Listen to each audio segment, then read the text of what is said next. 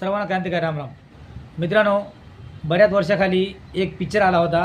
त्या पिक्चरचं नाव आहे 3 इडियट्स आणि खूप लोकांना तो पिक्चर आवडला.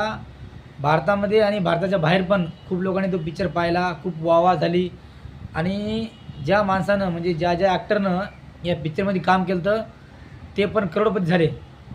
भरपूर पैसे कमवले त्यांनी पण ज्या माणसाच्या जीवनावर आधारित हा पिक्चर होता मित्रांनो, तो म्हणजे भारताचा वैज्ञानिक सायंटिस्ट आणि भारतातला सर्वात मोठा सायंटिस्ट की ज्याचं नाव आहे सोनम वांगचुक.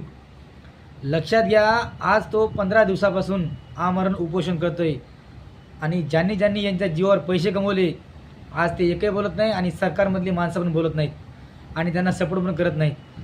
लक्षात घ्या, त्या माणसानं भारतामध्ये एवढं काम केलं.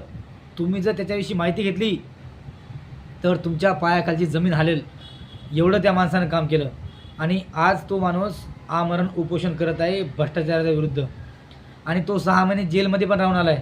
लक्षात घ्या, ज्या देशामध्ये सायंटिस्टला जर किंमत नसेल आणि सायंटिस्टला जर हे दिवस पाहावं लागत असतील आणि जर सपोर्ट मिळत नसेल तर मित्रांनो त्या देशाचं काय कसं होणार याचा तुम्ही विचार करा. आणि चांगला माणूस जिवंत असताना त्याला साथ द्या. मेल्यानंतर फोटो लावून काय फायदा नाही. धन्यवाद.